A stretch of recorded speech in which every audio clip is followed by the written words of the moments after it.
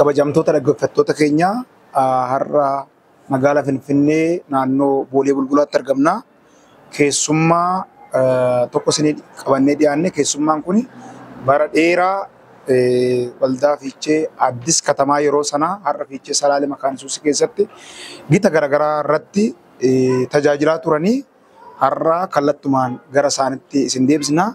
Mee maqaa fi iddoo itti dhalattan akkasumas haala guddina keessanii nuu ibsaami. Galatooma duraan dursee carraa kana na yaadattanii waldaan Fiichee Addis Katamaa yookiin immoo waldaa Fiichee Salaalee carraa kana na laattanii asitti naaf heeruu keessanii fi waaqayyo isin haa eebbisu jechuun barbaada. Ittaan suuraan bakki dhaloota kooti Wallagga Lixaa Aanaa Najjooti. Achitti dhaladhee achi booda iddoo garaagaraa hojiidhaan deemeera. Kanan guddadhes achumatti yuunivarsiitii gara Jimmaatti baradhe. Achi hojiidhaan immoo iddoo garaagaraa deemaan ture. Isa kana keessaatti Salaalee iddoo tokkodha jechaadha. Akkamitti gara gooftaa dhuftan? Ani hawwattummaa kootii kaasee maatii kiristaanaa keessatti dhaladhee guddadhe. Abbaan koo qeesii waldaa Maqaan Yesuus. Kanaaf xinnummaa kaasee daa'ima yeroo keessumaa yeroo dargii ari'atamaa ture. Yeroo ari'atamaa ture kana keessatti ijoollee mana waldaarraan dhoowwan turan. Warra gurguddaa dargaggoota sammuu isaanii ligidaa jedhanii waldaarraa ittisu turan. Bakka dargaggoonni hojii waldaarraa ittifamanii hidhamanitti nuti daa'imman taanee waldaa keessatti faarfachaa turre. Qeesii tokko amma gara gooftaa deemaniiru. Qees Gammachuu Danuu jedhamu. Isaantu faarfannaa nu shaakalsiisa ture.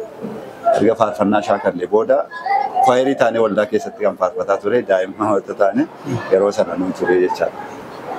Tole, waaqayyo isin haa eebbisu. Egaa gara Salaalee hojiidhaan akka dhuftan yaafanneerra. Salaalee keessatti Fiichee Addis Katamaa Maqaan Yesuusin erga hundooftee dhuftan. Mee icciitiin guddachuu waldaa sanaa maal ture waldattiin? Haalasuma gara iddoo lallabaatti irraa gara waldaatti dhuftee yeruma sana immoo ariifattee guddattee jedhama. Icciitiin guddachuu ishee maa inni? Hundumaarra caalaa yaa'u waldaan kiristaanaa yoo jiraattuu taateen guddatte yeroo hundumaa. Yoo hafuurri waaqayyoo keessatti socho'e waldaan guddina hin dhaabdu. Yoo hafuurri waaqayyoo keessatti qabbanaa immoo waldaan guddachuu hin dandeessu. Akka icciitiitti guddachuu waldaa sanaati jedhee kana yaadu tokko yeroo sana namoonni turan tajaajiltoonnis jaarsoliinis amantoonnis hafuura tokkoon garaa tokkoof yaada tokkoon garaa guutuudhaan of kennanii hojjechaa turan. Keessumaatii wal dhaggeeffachuutu jira. Wal kabajuutu jira. Hinaaffaan wangeelaa kun immoo jira. Namoonni dhuga ba'umsaaf illee wal ijaaranii jaarsoliin illee sagantaa walii baasanii hundumtu akka nama yeroo isaa guutuu kenneetti tajaajilaa ture. Kanarra kan darbe immoo kadhannaa qabdi turte waldattiin. Kadhannaa waldaa sana keessaa inni bahu.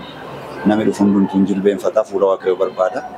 Bakka namni fuula waaqayyoo barbaadatutti immoo humni waaqayyoo mul'ata. Waaqayyoo warra isa barbaadan wajjin hojjeta. Dhoksaan isaa kanuma jedhee yaada. Tole, egaa waldaa jechuun yaa'u nama ciminni amantootaa, ciminni geggeessitootaa, ciminni tajaajiltoota yeroo sanii akkamiin ibsitu isin? Keessumaa amma yeroon dhaqe sanatti akkuma sila dubbatte qoree hafuuraa keessan galanii akkuma carraa ta'e immoo tajaajiltoonni lamaan argata kan duraa deemanii jecha. Yeroo isaan duraa deemanitti waggaa tokko qoree hafuuraa keessa ta'een hojjedhe. Achi booda gara walitti qabaa jaarsolii waldaatti dhufee jecha waggaa sattaanitti. Yeroo tajaajiltoonni kun deemanii jaarsolii wajjin teenyee mari'anne. Mari'annee maal gochuu wayyaa jennaan hundumti keenya maalti kan jedhutti walii galle hundumti keenya dabaree walii baafnee kadhannaa itti kadhannee malee tajaajilaan fidnuu kan jedhu nama biraa bakkeedhaan. Kanatti sagantaa walii baasnee amantii cimsannaas barsiisuu adda qoodannee amma ta'e nan barsiisaa masaayii na gargaara akkasitti tajaajilatti seennee jechaadha. yaada waaqayyo ta'e immoo iddoon hojiillee naa mijate akkan yeroo argadhu hin ta'e biiroo irraa illee bahee yeroon itti dhaqee namoota dhukkubsataniif kadhachuun kun tureera jechaadha. Walumaa gala jaarsoliin yeroo sana turan hundi isaanii manatti deemanii nama gaafachuu irratti bakka tajaajilaan yeroo guutuu kenne waan hin turreef hundoof kennee hojjetaa ture.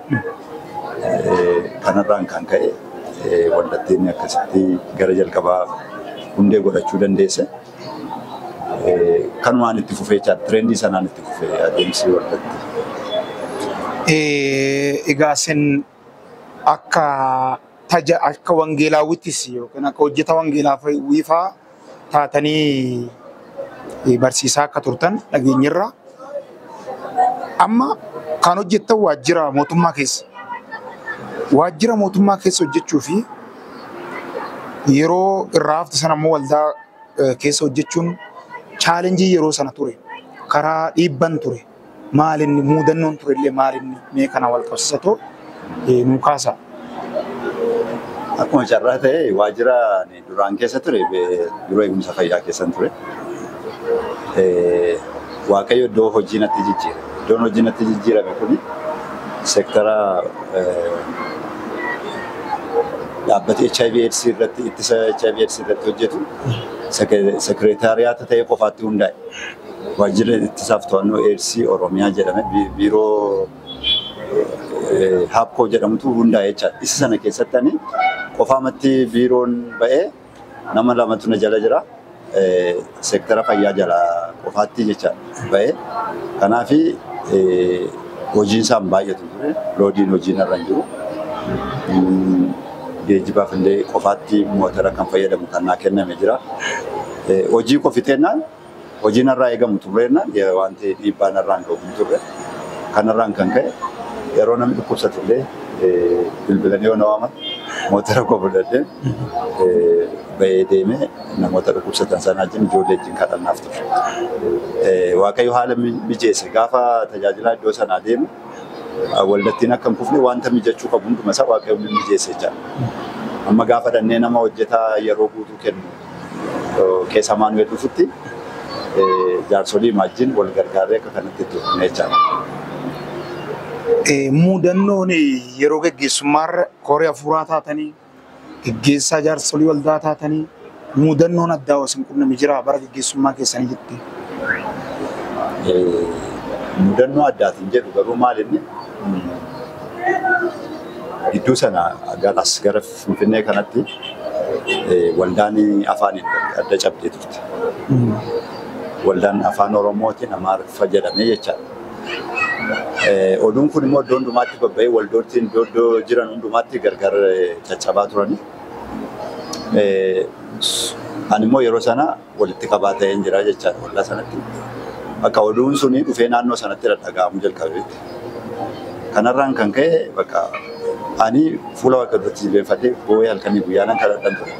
Waaqayyo utuu as jiru waldaan kun gargar cabdee arguu barbaadu. Nuti saayitii qabachuutu hin ta'e wangeelaan kan lallabnu waan ta'eef kana gara keenya akkuma Finfinnee anis nan kadhadhee namootatti simmee wanta mata duree kanarratti yeroo dheeraa dhoksaatti illee fuula Waaqa duratti kadhachaa ture. Chaalenjiin sodaanne suni utuu nu biraan ga'anii qabbanaa jechaadha wanti sun. Keessumaa immoo naannoon sun baay'inaan uummanni afaan Oromoo dhagaa waan ta'eef afaan Oromootiin fayyadamna. Darbee namoonni afaan hin dhageenye yoo dhufan immoo hiniiknaaf turre jechaadha. Maaliif kaayyoon wangeela lallabu namoonni dhagaanii akka ittiin fayyan waan ta'eef afaan irratti guddaa xiyyeeffanna tun ta'in ergaan sun nama bira ga'eeraa jiru sana irratti xiyyeeffanna waan ta'eef Waaqayyo isa kana kadhannaa keenya dhaga'ee waldaan keenya rakkoo kana keessa hin galle. Kanaan Waaqayyo nu qaqqabee nu baraare. Kanaan ala mudannoon wanta guddaadha rakkoo kana nu quunname yaadu hin jiru. Waaqayyo isin eebbisu. Kanaan wal qabatee mee erga lafa sanaa deemtanii har'arra teessanii wanti utoon kana godheeraadhe jettanii itti gaabbitanii fi akkasumas immoo bagan sana hojjedhettanii waa'ee sana waa'ee fiicha salaalee yeroo dhageessan wanti itti gammaddan maaliin? Galatoomi. jireenya hafuuraa koo keessatti jireenya hin jiraadhe keessaa jechaadha. Jireenya fruitful ta'e jireenya ija qabu kanan itti jiraadhe jedhee lakkaa'u keessaa tokko jireenya salaaleetti dabarseedha. Sababni isaa Waaqayyoon natti dubbatee hin deemne iddoo isaa gaafuma hin deemu jechaadha. Maal ture lafa kanarra sababiin jiraachuu dhala namaa keessumaa kiristiyaanii namni lammaffaa dhalate tokko yaada Waaqayyoo tajaajilee darbuudhaaf nuti kaayyoo mataa keenyaa yoo qabaanne kaayyoon keenya sun ulfina Waaqayyoo yaada Waaqayyoo tajaajiluudha jechaadha. Akkas jedhe Paawulos. Anamma hin jiraadhu Kiristoos Yesuus tuna keessa jiraataa jedhe. Nuti isa nuuf du'e Kiristoosiif jiraanna. Jabina keenya waan goonu qabnu abboomamne yoo Waaqayyoof jiraanne yaada Waaqayyoo tajaajiluu dandeenya. Waan sadiitu barbaachisa lafa kanarra gaafa jiraannu maal akka jechuu qabnu waan sirrii ta'e jechaadha. Waan sirrii ta'e iddoo sirrii ta'etti yeroo sirrii ta'etti hojjechuu jechaadha. Kun sadan waliin simuu taana namni yaada Waaqayyoo waan tajaajiletti fakkaachuu danda'a. Waaqayyoo ijaara ammaa asittiin barbaadaa yoo jedheetti dubbate sa'aatii akkasittiin immoo iddoo kanatti barbaadaa jedhee dubbata. Hojiitti hojjechuu iddoo sanatti qabdu immoo Waaqayyoo divine pilaanii isaa keessatti kaa'eera iddoo sana. Isa sana wajjin wal argachuun barbaachisaadha. Kun immoo maal keessa jira? Yaada Waaqayyoo beeku. Yaada Waaqayyoo beeku qofatu hin ta'in isaaf abboomuu jecha. Wanta na qunname keessaa wanta hin raanfanne. Kadhannaa koo keessatti yeroo baay'ee Gooftaan Yesuus maal jedhe gaafa fannifatu. Jaalalli kootu hin ta'in jaalalli kee haa ta'u jedhee kadhate. Jaalala kee haa ta'u jecha afaan irratti salphaadha. Garuu piraaktikaalii gaafa dhattee itti galtu hin ulfaatu. Gatii kaffaluu qabu. Maaliifin jechuu barbaade mata duree kana qabadheen fuula Waaqayyoo duratti dhiyaachaa ture. Kanaani maaltu taasiste fakkaate iddoo rimiddii kootii gaafa yuunivarsiitiidhaa bahu iddoo jaalala kee ta'e iddoo fedha kee ta'e dhaquun barbaada yaada kee tajaajilee darbuu barbaada jedheen fuula Waaqayyoo duratti boo'ee kadhate. Maaltu taasiste fakkaate gaafa naqee carraa fuudhu utuun hin fuudhin dura keessi koo maal jedha Ogaaden gaafan kaasu Ogaaden Sumaalee kan jedhu. Yaada Waaqayyoo jechuun salphaadha. Garuu yeroo sana immoo naannoo Sumaaleetti kiristiyaana kan jedhamu deemuu hin danda'u. Maaliif kombooyiidhaan ajjabamee deema malee kiristiyaana taate sagadisiin jedhu makiinaa dhaabanii. Kiristiyaana ta'uu kee barraan sagaduu sanan beektu saanaan musiqatu aaduudhaan siqatu. Haalli wanta akkasii rakkoon akkasii iddoo jiru ture yeroo sana. Garuu yaada Waaqayyoo. Kanarraan kan ka'e achi nan deemee jira. Ergan achi deebi'ee booda maaliif yaada sittin dheeressu waa'ee salaalee kanaa ergan Sumaaleetii immoo Waaqayyoon kadhadhee gara biyya kanaa dhufe booda kaayyoon keessa koo jiru barumsa barachuu. Yuunivarsiitiitti deebi'ee barumsa kootti fufuun barbaadaan jira. Waaqayyo immoo iddoon barbaadetti si geessu barbaadaa. Ilaal walitti wal mormu nuti tolennee Waaqayyoo hin abboomu yeroo baay'ee. Kanarraan kan ka'e ji'a sadiin Finfinnee kana keessa taa'e. Ji'a sadii guutuu hojii malee jechaadha. Maaltu ta'a? Oromiyaa Xeenaa biiroon yookiin biiroon eegumsa fayyaa Oromiyaa iddoo qabnaa nu ergaa jedhaniiti naannoo Somaalee irraa na fudhatan. Erga nas dhufee booda garuu maal ta'a? Iddoo Waaqayyo jedhu barbaadu dhaquu waan hin dideef jechaadha. Faayilli isaan mana galmeetti deebi'aa taa'u jedhame. Ji'a sadii guutuu miindaas dhabee waan hundumaas dhabee maatiidhaan na gargaaraa jechuuf hojjetaa mootummaati. Hojii akkan hin hojjenneef hidhameen taa'e jechaadha. Isa achi kiliiraansii fidee dhufee biiroo eegumsa fayyaa Oromiyaatti gashee nan taa'e. Maaltu ta'a kana gidduutti baay'een gadda ji'a sadii guutuu marmaaree Waaqayyoon jedhan. Ati anumaan na agartee akkan hojii kana jedhu hin barbaaddu moo? Ishii hojii maal akkana jedhu barbaadde natti hin jedhan. Karaarra naasaa deema gara gullallee kana naannoo. Haasaan deema garuu waan hin jedhan qaba. Iddoo sadiin ala hin deemu hin jedhan. Eessa? Adaamaa, Amboo Jimma kaayyoon koo maal mana barumsaa dhaqee extensioniin baradhaa kan jedhu. Achi booda kanaan ala iddoo biraan deemu jedhe. Iddoo sadanuu iddoon hin dhabamichaadha. Amboo erga xalaannaa barraa'een harka ga'e booda na deebisa. Achi deebi'eetani kanaan kadhannaa ammaa kadhadhu jechaadha. Maalumaa fi Waaqayyo ati faana koo dhooftee na hordoftee akkatti na rakkistaa jedhee achi booda ammaan jedheen amma yaada koo kaaseeran jedheen Booranatti yoo deebistee na ergite nan deema. Garuu iddoo fedha kee ta'e iddoo jaalala kee ta'e isuma jalqaba sirriitti bulchaa yaada Waaqayyo si jedhu. Iddoo fedha kee ta'e why not Boorana nan deema yaada koo kaaseera. San iddoo kana sadan jedhe kaaseera iddoo barbaaddetti na geessin jedhe. Ganama isaa kana dubbadhee karaa marraan jilbeenfadhee miti karaa marraan haasaa deema gara. Ganama biiroo eegumsa fayyaa Oromiyaa deebi'ee dhaqa. Namni mana galmee hojjetu kun nama furdaa qaamisa hojjaan isaa gubbaa sana ga'uudha. Yeroo kaan gaafa na argu gurbaan kun immoo dhufee jedha. Ergamtuu malee ofii iddoo isaatiin ka'u.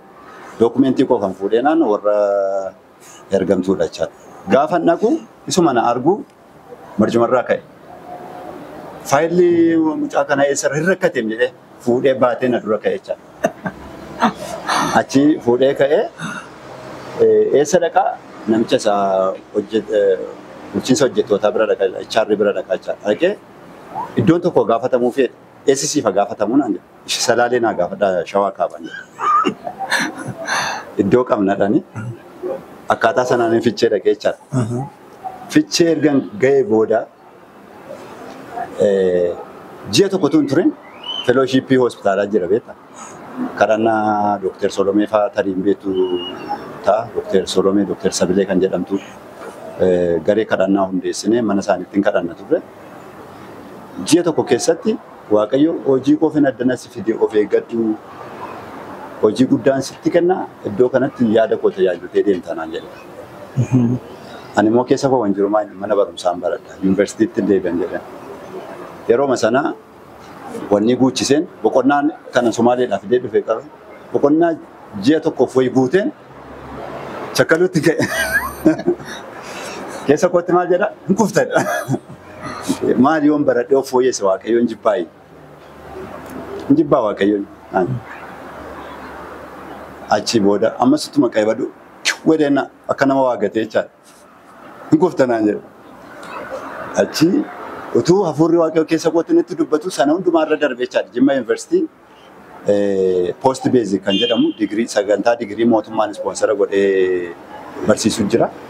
Isa barachuudhaaf nan deebi'e jechaadha Jimma. Nan naqee gaafa naqee qormaatarra gadi taa'u garaan koo akkasuma godhachuu jira jechaadha. Naasuun na qabatee Waaqayyoon jedhan. Dhufeera digirii itti keessa hin jirre qabachuurraa dippiloomaadhaan bara baraan hafuu koo naa wayya. Dhiifama naa godhe natti araarame balleesseera darbee kee jecha keerra darbee dhufuu kooti fi naa dhiisin jedheen achi qormaatarra taa'e. Hin qoramnee gara nama 200 wayiiti kan qorame. Ani isaan fudhatan nama 20 nami lama self sponsoriidha nama 18 jechaadha. Meeqaffaan ba'anii nama 220 keessaa 31ffaan ba'a jechaadha. Nama 40 keenya interviewudhaaf nu dhiyeessanii. Qormaata riitinii 31ffaan ba'e. Kufeeni Salaaleetti deebi'ee gala jechaadha. Kanaafiyyuu yaada Waaqayyoo itti deemtan. Innaa wanni gaabbitan hin jiru Salaaleetti. Erga achi ga'ee booda gaamma maaliin jedhee? Amman jedheen barumsa kan jedhamu lammata waliin kaasin jedhe. Barumsa kan jedhamu maaliifi utuun achi jiru imagine barsiisonni nuti achi waldaa keenya keessaa nuti waaqeffataa turan fa'aa TTI irraa ka'anii diploomaa isaanii fixanii sagantaa digirii jalqaban. Seexanni maal jetti? Ilaatuu tajaajila itti as teessu sibira darbaniiru naan jetti. Ani bakka nagaa maaltu si gashe jedha. Maaltu si gashe? Waaqayyo si gaa'ee dheennaan wanti si gashu hin jiru jedha. Maaltu ta'a isinitti fakkaate akkaataan itti biyya sanaaf isinitti muudhaa fi hojii Waaqayyoo akka ani nama jabaate yookiin immoo beekumsa addaa qabaadhee dandeettii addaa qabaadhee Waaqayyo nama dadhabaatti fayyadamu. Baroota keessatti warra ani hin danda'u ayyaana keenyaa baay'iseedhanitti ayyaana isaa baay'isee wajjin hojjeta. Nama wayitti hin galleeti nama godha Waaqayyo. Kanaaf ani egaa waa'ee barumsaa kutee dhiise xiruma isaa ammaan booda hin baradhu bakka Waaqayyo si gaadheenna nagaa lammata waliin kaasuun jedheen. Kaalkuleetididha waggaan achi ture jechaadha. Waggaa tokko qoree hafuuraa keessatti hin tajaajile. Waggaa ja'a walitti aansee walitti qabaa waldaa ta'e hin tajaajile. Wanni na lachaadha. Inni kun dhumuudhaaf jii tokko gaafa hafu Waaqayyo waan itti dubbate. Eenyudha mucayyoo tokko tarii maqaa namaan dha'u gaddaan waldaarra hafte garee kadhannaa keessa turte. Mucayyoo kanaafiti keessi kun itti dhaga'ame du'a maatiitiin mucaan kun gadditeetan ishee waldaarra hafte tajaajilaan konfireensii wayii qopheessinee isheef akka kadhatuun fuudhee dhaqe. Kennaa gaafa isa fuudhee dhannee akkas jilbeenfannee mana kutaa tokko keessatti kadhachuu boo'een kadhachaa jira waa'ee mucattii kadhannaa obbolaa sobbiraa qabdii abbaa faatirraa du'anii. Achi booda isheef kadhachuu jalqabeeti ishee dhiisee na bira dhufe. Dhufeeti maal jedha? Yeroo muraasa qabdatii tajaajila biyya kanatti tajaajiltee fixxeetta Waaqayyo balbala barumsaa sii baneera waamamtee deemta. Nan kolfe akkuma saaraan kun. Ani waa'ee barumsaa dhiiseeran jedhan keessa kootti maal haasaa namichi waliin. Achi hin deebi'ee dhaqee isheef takka kadhatee raate ammas deebi'ee na bira dhufe. Ergaan ammasitti dubbadhe hin fudhannee naan jedha Waaqayyo jedhe. Mallattoo akkasii ta'utti gaafa asii deemte mata duree hojii amma ittiin irra hojjettuutiin hojjeta. Waajjira ittisaaf to'annoo HIV/AIDS kanan hojjedhu piroojeektiin irratti qaxaramee deemellee piroojeektii HIV/AIDS jechaadha. Kennaa ji'a tokko booda naa bilbilamee jechaadha. Naa bilbilamee akkas interviiwudhaaf si barbaanna hojii wayii fi jedhanii. Sabakaarraas tajaajila hin qabu ture. Waldaarraa akka irraa fixee torbee isaatti sabakaarraa immoo tajaajila hin qabu. Namni bakka na bu'ee jechaadha. Makiinaa warra Sinoodosii irraa dhufanii mi'a koo fe'adheen ba'ee ficheedha. Isa immoo balbala barumsaa sii baneera seera jechaadha. Kallattiidhaan isa nasii dhaqu jimmatti barumsa kun jalqabe jechaadha. Yaa'u seexanni inni bakka duubatti hafteedhes Waaqayyo duubaa fidee waan hundumaa naaf mijeesse Waaqayyoon tajaajilu kootti waan kasaree qaba. Gammachuu guddaan qaba. Namni Waaqayyoon tajaajilee immoo kasaree hin jiru kisaaraan hin jiru mana Waaqayyo keessa. Yooma ta'uu baateyyuu lafa onaarra jiraatte yaada Waaqayyo tajaajilu bara jireenya kee hundumaa aara galfiidhaaf boqonnaa kan sii ta'u. Kanan jechuu barbaada akka kun sadii. Tole Waaqayyo si eebbisu. Dabalataanii egaa amma akkuma isinii geggeessitoonni jiru. Akkuma isin tajaajilaa turtan immoo tajaajiltoonnis jiru. Warra amma waldaa san keessatti geggeessaa jiran warra amma tajaajilaa jiraniif ergaa maalii qabdu isin maal jettu nama isaanii? Keessumaa barri ammaa keessa jirru baay'ee ulfaataadha. Kallattii garaagaraatiin barichi hammaachaa madeema. Namoonni illee immoo hojii tajaajila wangeelaa kana gara daldalaatti fa'aa kan baratti jijjiiranidha waan ta'eef haalli amma waldaan Fichee Salaalee irra jirtu kun baay'ee nama gammachiisa. Tokko kadhannaadhaan kan deeggaramteedha. Yeroo hundumaa fuula Waaqayyoo barbaadachuutu jira. Isa kana qofatu hin ta'in kaayyoo isa Gooftaa Yesuus Kiristoos gara biyya lafaa dhufee kanaaf warra badan barbaaduu irratti warra hidhaa seetanaa keessa jiran warra dhukkuba garaagaraatiin miidhamanii jiran barbaaduu keessatti Isaayyaas 61 irratti akkas jedha. Ani warra gaddan jajjabeessuuf warra bo'an imimmaan isaanii ija isaaniitti haquuf warra iyyooman isaaniin sooromsuuf jedheen dhufeedha Gooftaa Yesuus Kiristoos.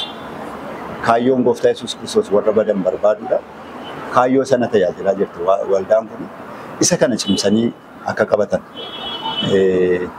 isa harka kee jiru cimsii qabadhuudha sagalee waaqayyoo waan ta'eef cimsanii qabatanii fakkeenyummaa gaarii kanaan boordariin qabu wangeelli intini hin daanga'u naannoodhaan hin daanga'u afaaniin hin daanga'u biyyaan hin daanga'u mul'anni kuni hanga biyya alaatti Awurooppaatti Ameerikaatti Afrikaa guutuu erga ol ga'ee booda biyya biraatti illee darbine hojii waaqayyoo tajaajiluu dandeenya. Garuu eessarraa jalqaba ofirraa naannoo keessa jiraannu irraa jalqaba waan ta'eef salaalee Kiristoosiif jedhamee mul'atti qabatamee ka'ellee baay'ee nama gammachiisa. Achi keessatti immoo namoonni achi biqilan immoo addunyaadhaaf ta'u. Ammallee amma kan nama gaddisiisu keessa iddoo baay'eetti naannooma nun jiru naannooma dhiyoo kana naannooma Finfinnee kanallee namoonni baay'een hafuura qaalluutiin hidhamanii jiru. Waaqa tolfamaa waaqeffatu seexanatu namoota lubbuu namaa akkatti galaafata. Isa kana keessatti utuu wangeelli nurka jiru utuu humni waaqayyo teessoo isaarra jiru utuu wangeela fayyinaa kan of harkatti qabannee nuti rafnu namoota baay'ee seexanii nyaachaa jira waan ta'eef isa kana cimsaa jabeessaa wal jajjabeessinaa itti jabaadhaati itti fufaa jechuun barbaada. Fakkeenyummaan kun isinirraa hin dhabaminiin jedha. Waaqayyo isinillee yaa eebbisu. Egaa jalqaba tuquuf yaaltaniittu egaa isin bara dheeraa tajaajiltaniittu achitti korii hafuur tajaajilaa taatanii korii hafuuraa taatanii even korii hafuuraa gaggeessummaarra darbee abboommii barsiisaatti turtanii amantii cimsannaa jechuudha. Amma waldeenyi sun kaatee akka isin dura eeruuf yaaltanitti mul'ata Kiristoosiif jedhu mul'ata salaale Kiristoosiif jennee qabannee kaan jechuudha waldeenyi kunimna. Mee amma namoonni afaan kanas dhaga'an afaan Oromiffaa kana dhalataa salaalee iddoo garaagaraa kan jiran mul'ata kana galmaan ga'uudhaaf maal gochuu qabu? Maal jettuun namoota kallattii miidiyaa kanallee nu dhaggeeffachaati jiran mul'ata kana galmaan ga'uudhaaf maal haa godhan jettu? Hojiin wangeelaa tokko humna waaqayyootiin kan inni hojjetamu sadarkaa tokkoffaa irratti kadhannaadhaan akka bira dhaabbatan hundumti keenya waan dandeenye kadhannaadhaan akka bira dhaabbannu. Lammata immoo kan maallaqa qabu maallaqa isaati. Biyya lafaa kanarra namni yeroo gabaabaadha kan inni jiraatu. Yeroo amma jiraannutti kaayyoo waaqayyoo nu ibsanaaf. Keessumaati ofittoo ta'uu dhiisne dhaloota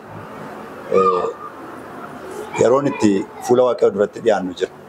Maal hojjette jedhamnee badhaasa gonfoo ulfinaa waaqayyoo biraa argachuudhaaf har'a utuu yeroon jiru akkas jedha wangeela Yohaannis boqonnaa 9 irratti guyyaa utuu jiru wanta hojjechuun naaf ta'u nan hojjedha.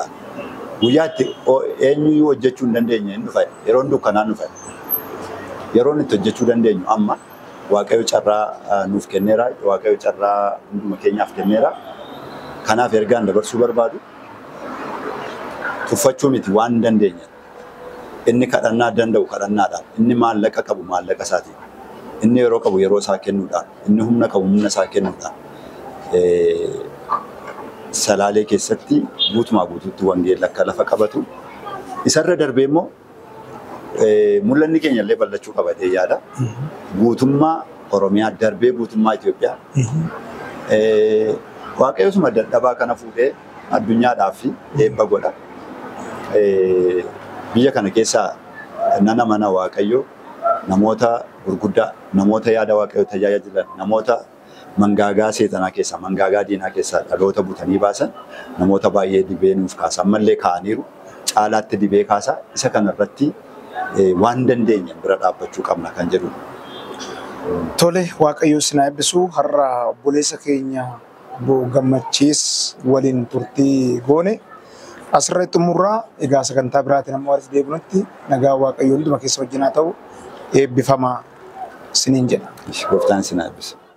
Naati olte olmaan kee baay'ee baay'eedha waan aansiif godhu dhabeen kan si jedha. baay'ateera olmaanke irra baay'ateera olmaanke irra baay'ateera olmaanke olol haa jedhu maqaanke irra baay'ateera olmaanke irra baay'ateera olmaanke irra baay'ateera olmaanke olol haa jedhu maqaanke olol haa jedhu maqaanke olol haa jedhu maqaanke olol haa jedhu maqaanke